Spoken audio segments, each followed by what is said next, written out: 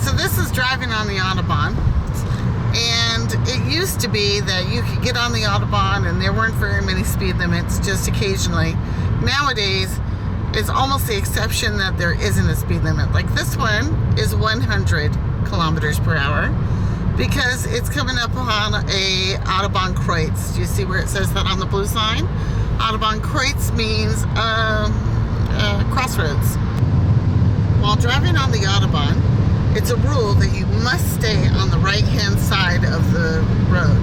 Unless you're passing. Unless you're passing. Which is a similar rule to what we have in the United States. You're supposed to stay in the right lanes unless you're passing.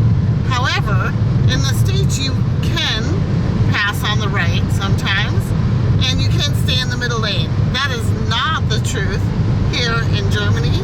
You must get all the way over, as Jim is about to do. These cameras on top here are not for cars at all. These are truck toll cameras. So they look intimidating, but they really have nothing to do at this point with cars. And this one has been here for well over 30 years. It's probably the first camera ticketing thing that they had in all of Germany. We've known about this one literally for And there's a cop on the road. And he's not really there to pull you over. It just takes a picture and sends it in the mail. You see a few trucks on Sundays.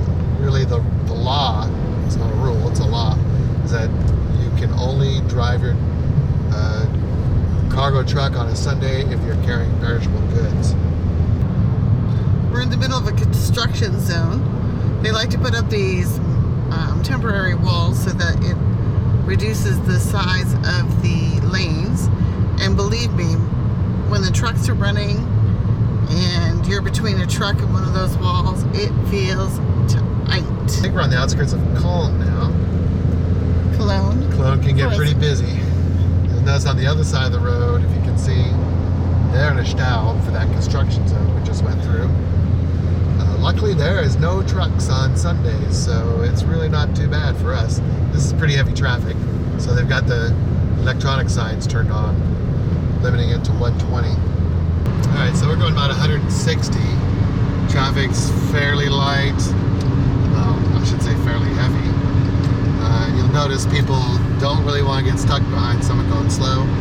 This guy should be in the far right lane that we're getting ready to pass. That's why the red car did that little swerve action. He's trying to teach him a lesson. I'm going to move over real quick because I got a white car behind me that wants to go.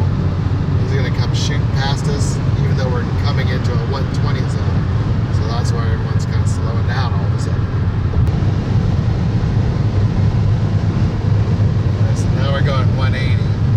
That Dutch car up there, the red car, has been in the left lane way too long. He should have been over here until he was ready to actually pass. Now you got this guy shooting by. Flashed his lights at him, so he'll move over. It's just common decency. That's all. They do have good Autohofs and auto restplatzes or rest stops where you can, of course, gas up. Some have even hotels, Like and they have restaurants as well. This one has a Burger King. So this is what you're waiting for on the Autobahn. You see the stripe sign there? That means all holds are off. And you can go as fast as you want. Get out of the way, they're coming through. Let's see where Jim goes. I got another one coming behind me. But we're moving up slowly. I guess this guy ahead of us doesn't have very good uphill speed. Finally we can get past him. I don't know. Behind a Belgian guy in front of us. Feeling his oats. They never get to drive too fast in Belgium. I think 130 is the fastest you can go there, just like in Holland. 130 is the fastest you can go by EU regulations anyway. So even in Germany, you can legally go faster.